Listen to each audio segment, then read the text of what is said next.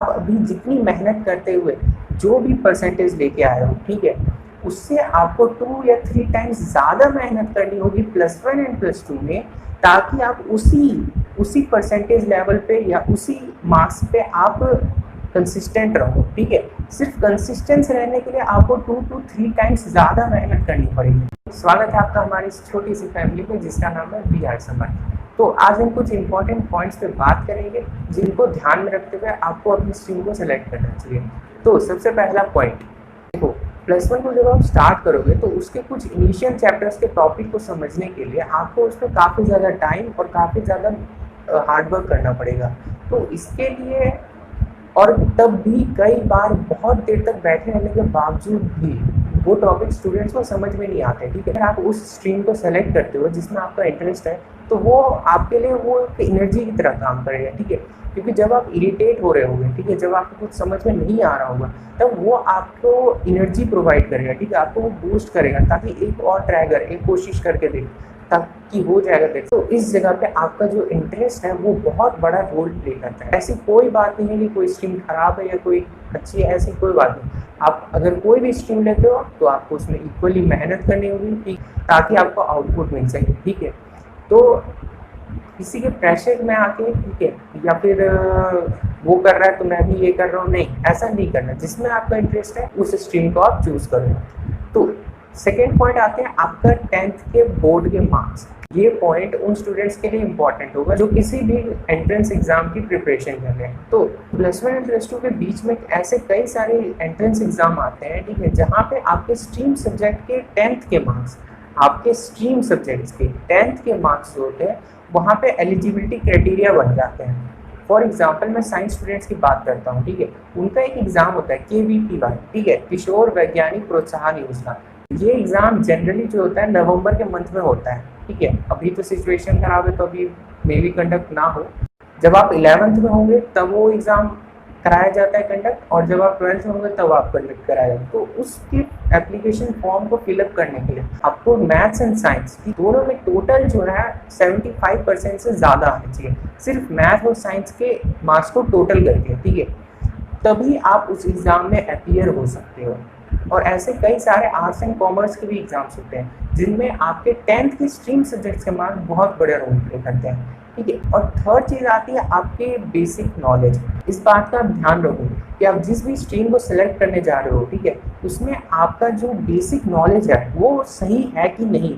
क्योंकि क्या होगा जब आप किसी भी कॉन्सेप्ट को +1 +2 में पढ़ना शुरू करोगे, ठीक है, तो वहाँ पे आपका बेसिक नॉलेज जो होगा 9th एंड 10th का वो आपको सपोर्ट करेंगे, ठीक है। और अगर आपका वो नॉलेज अच्छा नहीं है, ठीक है, आपने उसमें आपके उन जूनियर क्लासेस के कॉन्सेप्ट्स क्लियर नहीं है, तो वो आपको टॉपिक समझने में बहुत ज़्यादा टाइम लगेगा। क्योंकि क्या होता है कि +1 +2 में वही 9th और 10th के जो टॉपिक्स आगे चल के आपके सामने बहुत ही बड़े रूप में आते हैं, ठीक है, और उनको समझने के लिए आपको वो नॉलेज होना बहुत ज़रूरी है। अदरवाइज आपको बहुत ज़्यादा टाइम लगेगा, बहुत ज़्यादा हार्डवर्क लगेगा, और तब भी हो सकता है कि आपका आउटपुट नहीं आए जितना आपने एक्सपेक्ट किया था।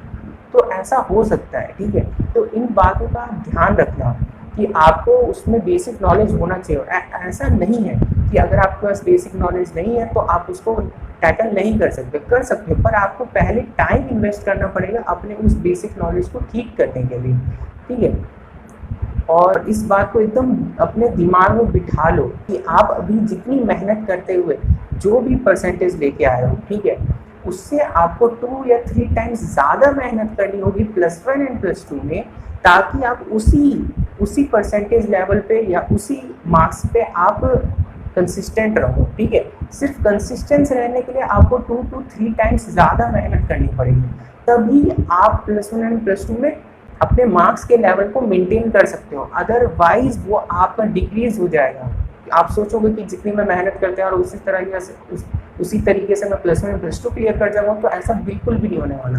आपको उससे डबल ट्रिपल इनपुट देना ही पड़ेगा, तभी आपका आउटपुट बेटर आएगा, ठीक है। और अगर आप उससे ज़्यादा मेहनत करते हो तब आपका मार्क्स जो होगा वो इंक्रीज करेगा, अदरवाइज नहीं हो पाएगा। जो आप एक्सपेक्ट कर रहे हो कि मैं 12th में इतने अच्छे परसेंटेज लाऊंगा, मैं बहुत अच्छी तरीके से मेहनत करूंगा, ऐसा बिल्कुल भी नहीं हो पाएगा। ठीक है, आप धीरे धीरे धीरे धीरे डिक्रीज करते जाओगे।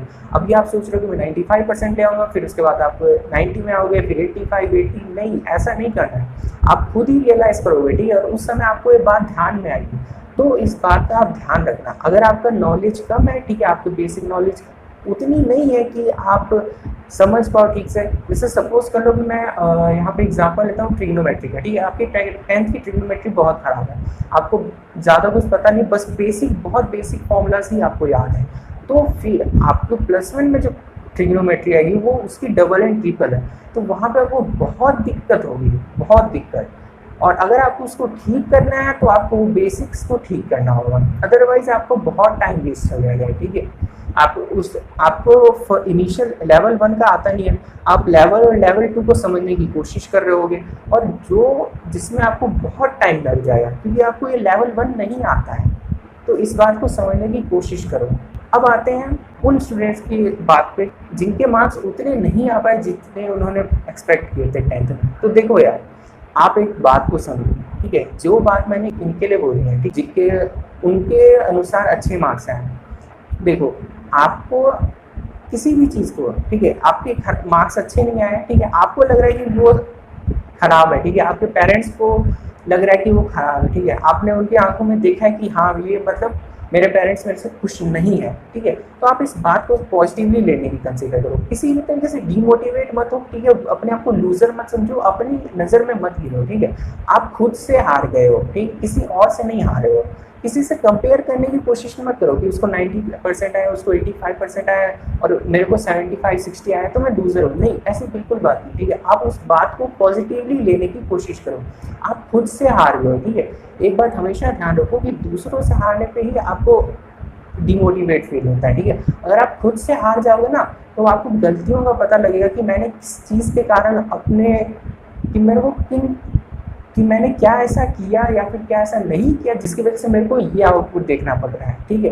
तो इस बात को आप पॉजिटिवली, आप अपने माइंड को स्टेबल करो और समझने की कोशिश करो कि आगे आपको कैसे प्रिपरेशन करनी है, ठीक है, क्योंकि जो हो चुका है उसके बारे में रो के या फिर उसके बारे में आपको दुखी मना के ऐसा कुछ भी नहीं होने वाला। 5 और ये भी बात नहीं है, ठीक है, आपको 10th के मार्क्स में जो है ना बस 20, एक मैक्सिमम 10 दिन लोग याद रखें, उसके बाद सब भूल जाएंगे, सब कुछ नॉर्मल हो जाएगा, ठीक है, क्योंकि आगे आने वाले जो भी स्टडीज़ है वो और टफ होते जाएंगे, ठीक है, तो आपको उसके लिए और प्रिपेयर करना पड़ेगा, आपको अपने लेवल को बढ़ाना होगा, अपने हार्डवर्क के लेवल को इंक्रीज करना पड़ेगा, तभी आप इसमें आगे चल पाओगे, ठीक है।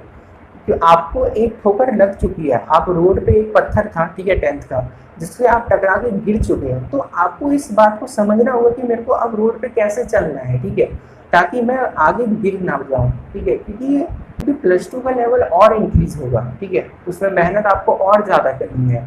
तो इस बात को आप समझने की कोशिश करो।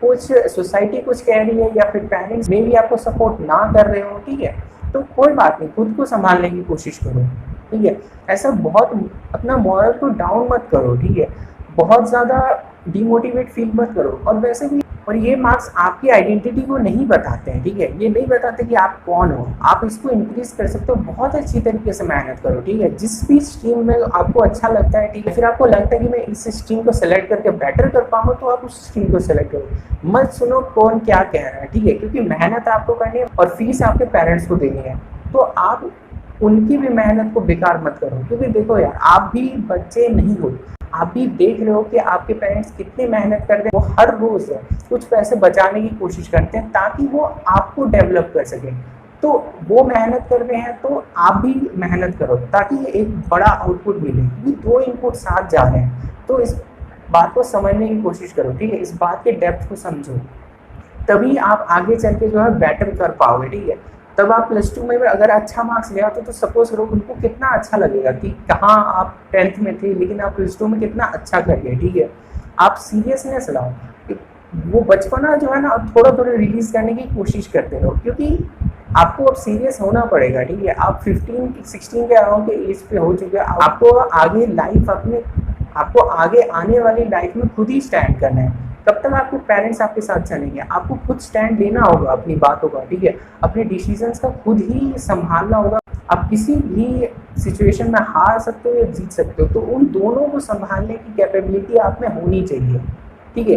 ये आपका फर्स्ट फेलियर है, तो इसको एज अ पॉजिटिव वे लो, ठीक है? उसको अपने आप को बिल्डअप करने की कोशिश करो कि हाँ मैं अच्छा करूँगा इस पे। जो आपने 10th में गलतियाँ की हैं उनसे सीखो, ताकि वो आगे आपको डिस्टर्ब ना करे। आप उन गलतियों पे काम करो। जो आपके स्ट्रीम सब्जेक्ट होने वाली है उनके टॉपिक्स पे काम करो। अभी आपके पास टाइम है ना, अभी जैसे क्लास एकेडमिक्स में भी आपका शुरू ना हुआ हो या फिर शुरू हो गया तो आपके पास टाइम है, ठीक है? आपको स्कूल जाने की टेंशन नहीं है, ठीक है? या फिर कहीं कोचिंग क्लासेस जाने की टेंशन नहीं है, तो आपके पास मेरे ख्याल से तो आपके पास घर में टाइम है एक्स्ट्रा, ताकि आप उस पर काम कर सको। खुद को बिल्डअप करने की कोशिश करो। मार्क्स जो आ चुके हैं उनकी चिंता मत करो, पर जो नॉलेज है आपका, ठीक है, उसको आप लेके आओ अपने लेवल पे, तभी आप आगे चल पाओगे। अदरवाइज आपको बहुत दिक्कत होगी, ठीक है? इन सभी बातों को आप पॉजिटिव वे में लेने की कोशिश करना, ठीक है? मैं आपको ट्रूथ बता रहा हूँ कि ये आगे आपके साथ क्या होने वाला है, ठीक है? अगर आप खुद को अभी प्रिपेयर नहीं करोगे तो फिर आप हर मैच, जो भी मैच आप खेलोगे आने वाले समय में, ठीक है, उन सब में आप आउट हो जाओगे। आप 5 रन 10 रन मारोगे और बस आउट। आप जो सोच रहे हो कि मैं सेंचुरी बनाऊंगा, हाफ सेंचुरी बनाऊंगा, तो वो नहीं हो पाएगा, क्योंकि आपको ये जो गेम खेलना है वो काफ़ी लंबा है, ठीक है? इस 2 ईयर्स में आपको खुद को संभाल के रखना है, क्योंकि ये आपका पहला फेज है जिसमें आप अपनी गलतियों को सुधारने की कोशिश कर रहे हो, ठीक है? तो इस बात को आप समझो। तो यही कुछ मैं इम्पोर्टेंट बातें आपको बताना चाह रहा था। आप लोग कुछ भी कह रहे हैं उनसे फ़र्क आपको नहीं पड़ना चाहिए, आपको खुद से फ़र्क पड़ना चाहिए। आपको पता है कि आपने क्या नहीं किया है, क्या किया है, ठीक है? तो फिर उस बात को रियलाइज़ करो, अपनी गलतियों को समझो, उसको सामने ला के देखो और उस पर काम करो। बस यही इस वीडियो से मैं आपको बताना चाहता था। तो जल्दी मिलेंगे नेक्स्ट वीडियो में।